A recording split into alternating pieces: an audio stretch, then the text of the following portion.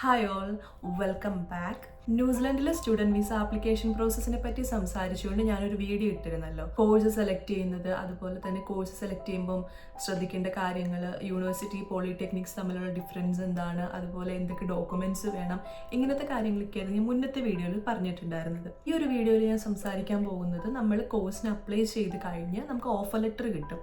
Offer letter കിട്ടിക്കഴിഞ്ഞ് നമ്മൾ ചെയ്യേണ്ട കുറച്ച് പ്രോസസ്സ് ഉണ്ട്. അതായിരിക്കും ഈ ഒരു വീഡിയോയിൽ നമ്മൾ സംസാരിക്കാൻ പോകുന്നത്. കോഴ്സിന് അപ്ലൈ ചെയ്ത് കഴിഞ്ഞ് നമ്മൾ അവർ സെലക്ട് ചെയ്ത് കഴിഞ്ഞിട്ടുണ്ടെങ്കിൽ അവർ നമുക്ക് തരുന്ന ഒരു ഒഫീഷ്യൽ ഒരു പേപ്പറാണ് ഈ ഓഫർ ലെറ്റർ എന്ന് പറയുന്നത്. ഇത് നമ്മുടെ ആ ഒരു കോഴ്സിനെ പറ്റി ജസ്റ്റ് ഒരു ഔട്ട്ലൈൻ ഉണ്ടായിരിക്കും. അതുപോലെ തന്നെ ഈ ഒരു സെമസ്റ്റർ ബ്രേക്സിൻ്റെ ഒരു ഡേറ്റ് ഒക്കെ ഉണ്ടാവും. പിന്നെ വരുന്നതാണ് നമ്മുടെ ഫീസിൻ്റെ കാര്യം. ഇപ്പോൾ 2 ഇയറിൻ്റെ കോഴ്സാണ് ഞാൻ അപ്ലൈ ചെയ്തതെന്നിരിക്കട്ടെ, പക്ഷേ എനിക്ക് ഓഫർ ലെറ്റർ കിട്ടി.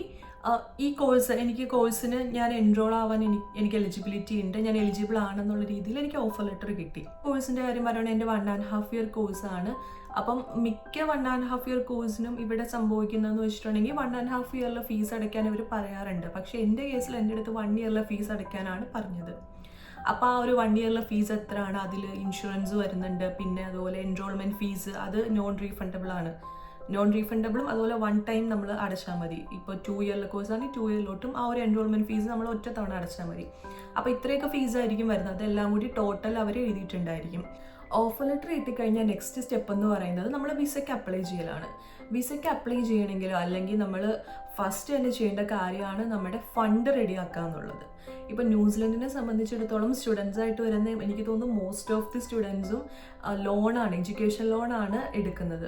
സോ ഇപ്പം നിങ്ങൾ എഡ്യൂക്കേഷൻ ലോണാണ് എടുക്കാൻ പ്ലാൻ ചെയ്യുന്നതെന്നുണ്ടെങ്കിൽ ഈ കോഴ്സിന് അപ്ലൈ ചെയ്യുന്ന ടൈമിലെ നിങ്ങൾ ഏത് ബാങ്കിൽ നിന്നാണോ ലോൺ എടുക്കാൻ തീരുമാനിക്കുന്നത് ആ ബാങ്കുമായിട്ട് നിങ്ങൾ കമ്മ്യൂണിക്കേറ്റ് ചെയ്തിട്ടുണ്ടായിരിക്കണം. ഞാൻ ഇതുപോലൊരു കോഴ്സ് ചെയ്യാൻ പോകുന്നുണ്ട്, സോ എലിജിബിലിറ്റി നോക്കണം, നിങ്ങൾക്ക് ലോൺ കിട്ടാൻ എലിജിബിൾ ആണോ, നിങ്ങളുടെ പ്രോപ്പർട്ടി ആയിരിക്കും, മിക്ക കേസിലും പ്രോപ്പർട്ടി വെച്ചിട്ടായിരിക്കുമല്ലോ ലോൺ എടുക്കുന്നത്. അപ്പോൾ പ്രോപ്പർട്ടിയുടെ ഒരു വാല്യൂ അവർ കാൽക്കുലേറ്റ് ചെയ്യണം.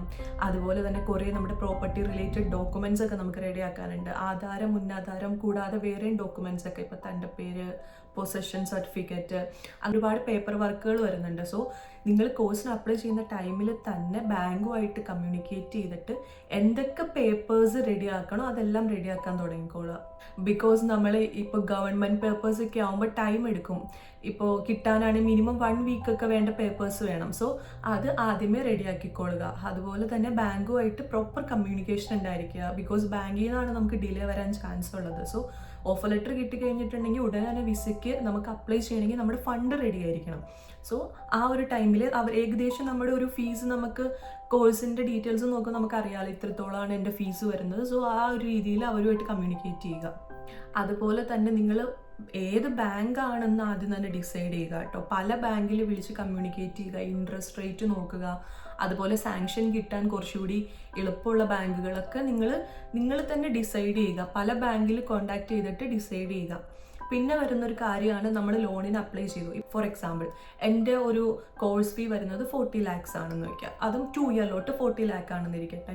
അതുപോലെ എനിക്ക് ലിവിങ് എക്സ്പെൻസ് കൂടി കാണിക്കേണ്ടതുണ്ട്. ന്യൂസിലൻഡിലോട്ട് സ്റ്റുഡൻ്റ് ആയിട്ട് വരുമ്പോൾ നമ്മൾ ലിവിങ് എക്സ്പെൻസ് കാണിക്കണം. അത് 1 ഇയറിലോട്ട് 10 lakh rupees ആണ് പറയുന്നത്. ഇന്ത്യൻ കറൻസിയിൽ 10 lakh ആണ് വരുന്നത്. സോ നമ്മൾ ആ ഒരു ഫണ്ട് കൂടി റെഡിയാക്കേണ്ടതായിട്ടുണ്ട്. അപ്പം നമ്മളൊരു ഏകദേശം ഒരു രൂപം വെച്ചിട്ട് അവരോട് പറയുക ഇത്രയൊക്കെ ഫണ്ട് വേണ്ടി വരും. എപ്പോഴും നിങ്ങൾ കറക്റ്റ് എമൗണ്ട് പറയാതെ ഒരു 1 or 2 lakhs എക്സ്ട്രാ പറഞ്ഞിരിക്കുക. എനിക്ക് ഇത്ര ഇതായിരിക്കും വേണ്ടി വരിക. അപ്പോൾ ഒരു പ്രോപ്പർട്ടിയുടെ വാല്യുവേഷനൊക്കെ നോക്കിയിട്ട് ഇതിന് ഇത്ര വാല്യൂ ഉണ്ടോ, റീസെയിൽ വാല്യൂ ഇത്ര ഉണ്ടോ, അങ്ങനത്തെ കാര്യങ്ങളൊക്കെ അവർ നോക്കും. അതുപോലെ തന്നെ ഞാനിപ്പോൾ ഒരു 40 lakhനാണ് ലോണ് അപ്ലൈ ചെയ്യുന്നതെന്നിരിക്കട്ടെ. ഫുൾ എമൗണ്ട് നമുക്ക് സാങ്ഷൻ കിട്ടത്തില്ല. സോ നമുക്ക് 80% 90% ഒക്കെയാണ് നമുക്ക് കിട്ടത്തുള്ളൂ. അതും ഡിപ്പെൻസ് ഓൺ ബാങ്കാണ്. ഇപ്പോൾ ചില ബാങ്കിൽ 80% ആണെങ്കിൽ ചില ബാങ്കിൽ 85% നമുക്ക് സാങ്ഷൻ കിട്ടും. സോ ബാക്കി ഫണ്ട് നമ്മൾ എങ്ങനെയാണ് റെഡിയാക്കുന്നത് എന്നുള്ളതാണ് നെക്സ്റ്റ് ക്വസ്റ്റ്യൻ. ലോൺ കൂടാതെ വരുന്ന ബാക്കി ഫണ്ടിനെയാണ് നമ്മൾ മാർജിനൽ ഫണ്ട് എന്ന് പറയുന്നത്. ഈ മാർജിനൽ ഫണ്ട് അതിനും സോഴ്സസ് ഉണ്ടായിരിക്കണം. അതുപോലെ തന്നെ ഇവർ സോഴ്സസ് ആയിട്ട് ചില പർട്ടിക്കുലർ കാര്യങ്ങളൊക്കെ പറയുന്നുണ്ട്. അതായത് PF, അതുപോലെ പെൻഷൻ, പിന്നെ പേരൻസിൻ്റെ ഗിഫ്റ്റ്, അങ്ങനെ കുറച്ച് ഫണ്ടുകൾ മാത്രമേ നമുക്ക് യൂസ് ചെയ്യാൻ പറ്റുള്ളൂ. ഇപ്പോൾ എന്ത് ഫണ്ടാണ് നമ്മൾ മാർജിനൽ ഫണ്ടായിട്ട് യൂസ് ചെയ്യുന്നതെന്നുണ്ടെങ്കിലും സോഴ്സ് ഉണ്ടായിരിക്കണം. ഈ ഒരു ഫണ്ട് എവിടെ നിന്ന് വന്നു, ഇപ്പോൾ ഗോൾഡ് പ്ലെഡ്ജ് ചെയ്തിട്ടുള്ളത് അല്ലെങ്കിൽ ഗോൾഡ് സെല്ല് ചെയ്തിട്ടുള്ള ഒരു ഫണ്ടാണെന്നിരിക്കട്ടെ, ആ ഗോൾഡ് നമ്മൾ പർച്ചേസ് ചെയ്തു എന്നുള്ളതിന് പ്രൂഫ്, അങ്ങനെ ഒരുപാട് കാര്യങ്ങളുണ്ട്. നമ്മൾ എങ്ങനെയാണോ മാർജിനൽ ഫണ്ട്, നമ്മുടെ മാർജിനൽ ഫണ്ടിൻ്റെ സോഴ്സ് ഏതാണോ അതിനനുസരിച്ച് നമ്മുടെ പേപ്പർ വർക്കുകൾ ഡിഫറെൻ്റ് ആയിരിക്കും.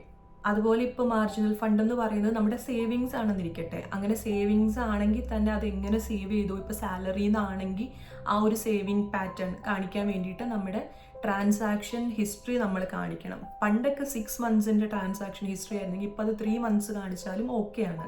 അപ്പോൾ ഇതൊക്കെയാണ് പ്രധാനമായിട്ടും ഫണ്ടിൻ്റെ കാര്യത്തിൽ വരുന്നത്. ഫസ്റ്റ് തന്നെ നിങ്ങൾ എങ്ങനെയാണ് ഫണ്ട് റെഡിയാക്കുന്നതെന്ന് ഡിസൈഡ് ചെയ്യുക. അതുകൊണ്ടാണെങ്കിൽ തന്നെ ഫസ്റ്റ് തന്നെ ബാങ്കിൽ കോൺടാക്ട് ചെയ്യുക, പല ബാങ്കിൽ കോൺടാക്ട് ചെയ്യുക. അതുപോലെ പേപ്പർ വർക്കുകൾ, എന്തൊക്കെ പേപ്പേഴ്സ് ഡോക്യുമെൻറ്റ്സ് ആവശ്യമുണ്ടെന്ന് ചോദിക്കുക. അതുപോലെ അവർക്ക് ഇത്ര എമൗണ്ട് എൻ്റെ പ്രോപ്പർട്ടി വെച്ച് എനിക്ക് കിട്ടുമെന്ന് നോക്കുക. കിട്ടില്ലെങ്കിൽ ബാക്കി ഫണ്ട് എങ്ങനെ റെഡിയാക്കും, ഇങ്ങനത്തെ കാര്യങ്ങളൊക്കെ നമ്മൾ ആദ്യമേ തന്നെ ചിന്തിച്ച് റെഡി ആയിട്ടിരിക്കുക. പിന്നെ ഓഫർ ലെറ്റർ കിട്ടിക്കഴിഞ്ഞാൽ നമുക്ക് ചെയ്യാവുന്നതെന്ന് വെച്ചാൽ ബാങ്കുകാർ പറഞ്ഞ ഡോക്യുമെൻറ്റ്സ് എല്ലാം അതിൻ്റെ കൂടെ ഓഫർ ലെറ്റർ കൂടി വെച്ചിട്ട് നമുക്ക് ലോണിന് അപ്ലൈ ചെയ്യാം. അപ്ലൈ ചെയ്ത് കഴിഞ്ഞിട്ടുണ്ടെങ്കിൽ ടൈം എടുക്കും, അത്യാവശ്യം മിനിമം 1 month ഒക്കെ എടുക്കും എന്നാണ് എൻ്റെ കേസിൽ. ഒരു 1 month ഒക്കെ എടുത്തിട്ടുണ്ടായിരുന്നു. ബാങ്കിനനുസരിച്ച് ആ ഒരു പ്രോസസ്സിങ് ടൈമൊക്കെ മാറിയിരിക്കും. ഇത്രയൊക്കെയാണ് ഫണ്ടിൻ്റെ കാര്യം വരുന്നത്.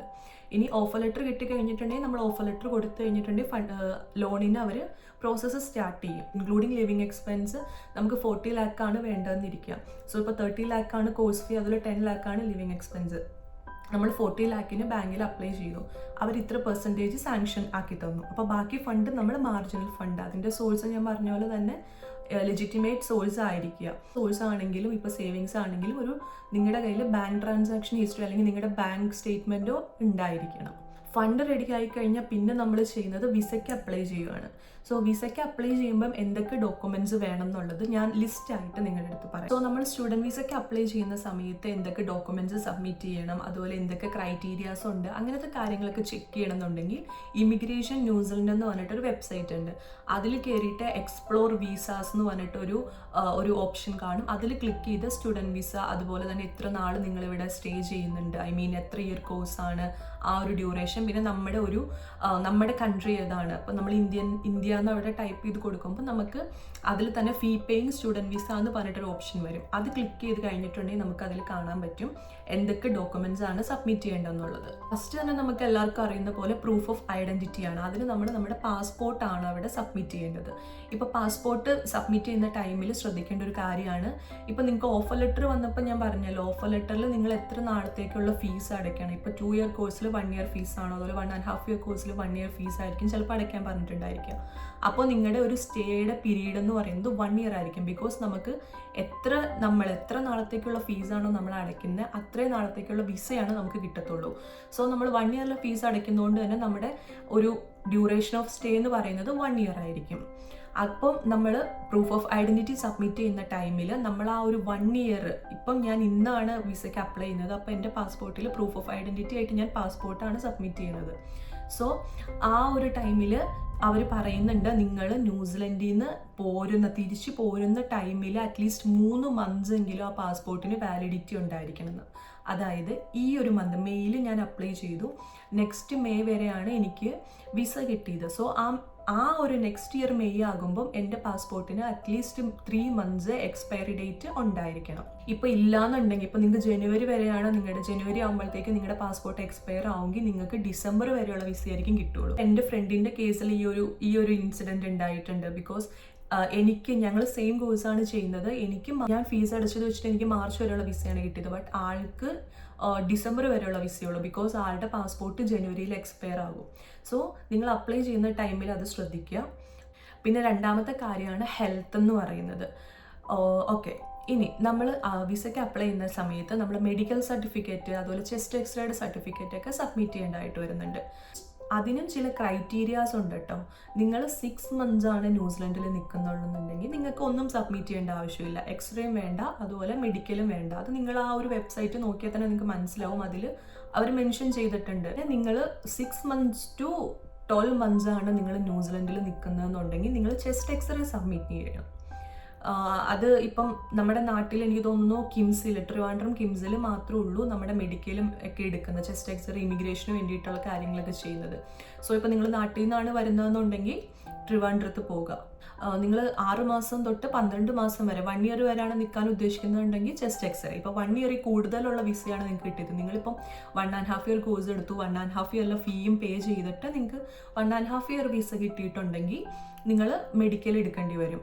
ഇതാണ് കേട്ടോ ഹെൽത്തിൻ്റെ കാര്യത്തിൽ അവർ പറയുന്ന ക്രൈറ്റീരിയാസ്.